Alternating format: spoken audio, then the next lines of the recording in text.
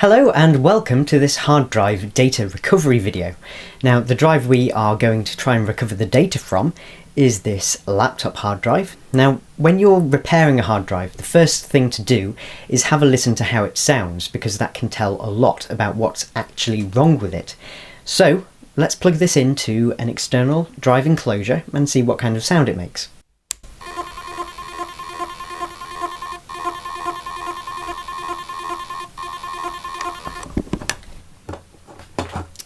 So, as you can hear, that does not sound very promising for our little hard drive. Now, to me, it sounds like it's having trouble spinning up. This is what a hard drive should sound like. And this clearly did not sound like that. So, what that says to me is that perhaps the motor has gone, but I think the more likely reason for it not spinning up is that the hard drive heads have gotten stuck on the hard drive platter, which is preventing it from starting to spin. So the first thing you can try is hit it sideways onto a table surface. You can try it whilst it's trying to spin up, because it can actually help to get the heads loose. But this can obviously cause damage, so I stress only do it if you can't afford data recovery. So that's the first thing you can try. And if that doesn't work, what you can try doing is what this video is actually going to be about, which is opening the drive and moving the heads off the platters manually. So, to open a drive, you need a set of Torx screwdriver bits and a screwdriver, obviously. So, the first thing to do is just select a screwdriver bit that actually fits your screws. In most laptop drives, this is T6. So that's the screwdriver bit I'm going to use, and then we can begin just to remove this top cover. Okay, so before we start opening this drive up, I must stress that if you're planning on doing this at home, that you are doing it under your own risk, because I'm not a hard drive technician or anything. I'm just sharing my experiences with opening up drives and restoring the data from them. Okay, so with that out of the way, let's begin opening this up. Now, you've probably heard that opening a drive in anything but a clean room causes the drive to be destroyed, basically.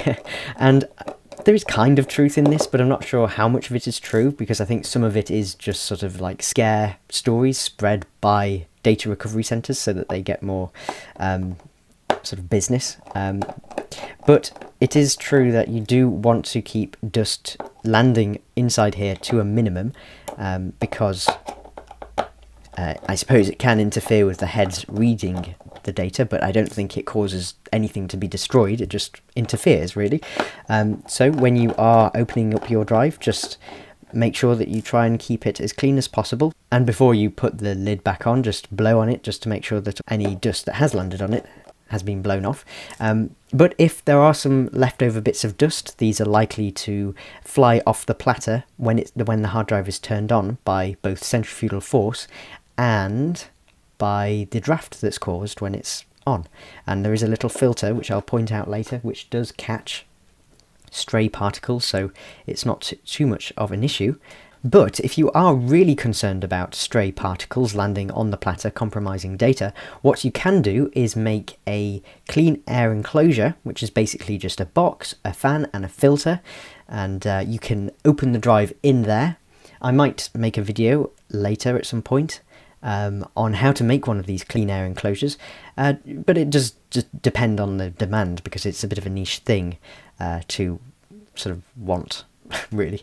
Anyway, so once you've gotten all the screws undone, there is usually one last screw under the sticker, and you can usually find it by scratching the surface with your fingernail until you find an indentation, and then once you find it, you can stick your screwdriver through the sticker and undo it that way. So let's take a look, and if our theory was correct, the hard drive head should be on the platter, which it is. So as you can see, the hard drive head is in the middle of the platter, and it should actually be parked just here, which it clearly is not. So what we can try and do is manually push this into the parked position. So to do this, I'm going to use a little hook, which is actually just a dental thing, And what we need to do is just turn the hard drive platters whilst we are pulling on the head, just to reduce the stress. So always turn it counterclockwise, as that will ensure that you don't pull the heads underneath the actual head unit. So I'm just going to use the screwdriver because there is a screw in the center spindle. So we can just turn this and pull on the head.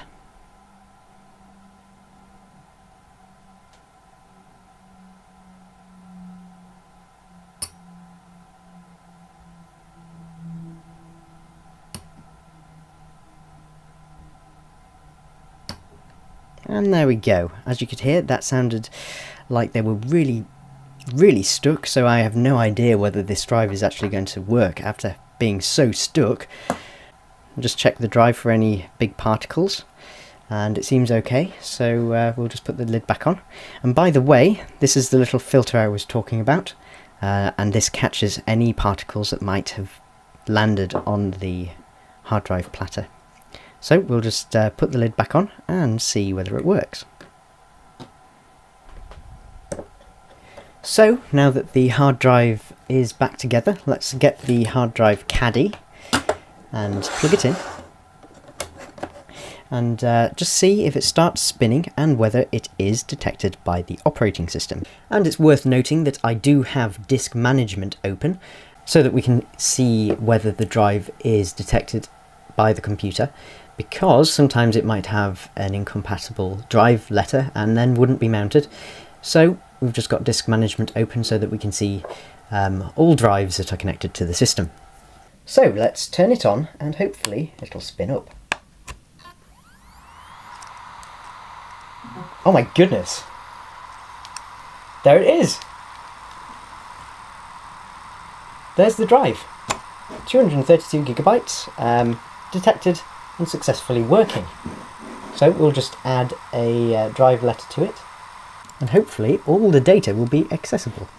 So I've just added the drive letter to one of the partitions, as you saw, and here are the files, all on that drive. So hopefully I'll be able to get all these off, but it does look like they are accessible. See, we can go into a desktop and everything, so I'll just start these transferring. So now that we've got all the data off, what I'm going to do is just run a error scan of the entire surface of the drive, just so that we can see how much of it actually is damaged and how much is still usable. So we'll just start it off. Right, so as you can see, the scan is detecting a few damaged, inaccessible sectors. Now, I think that these have been caused by the head actually making contact with the platters, rather than particles that were let into the drive, because it really was quite stuck. So I'm actually quite surprised it's not worse than this, but it's just worth noting that the percent of damaged blocks is only 2%, which means that even if it was 100% full, 98% of the data would be able to be recovered, which is it's a decent number. So I hope that if you have had the same issue with your hard drive, that this video has been somewhat useful in helping you to fix it. Now, good luck if you do attempt it, and remember that it is at your own risk. So, I hope you've enjoyed this video, and if you are interested in DIY things, you can perhaps check out my channel, and maybe subscribe if you think it's interesting enough. I'm Matt, and thank you for watching. Oh, by the way, in my next video, I think I might try transplanting some hard drive platters just to see whether it works, so stay tuned for that. Okay, goodbye.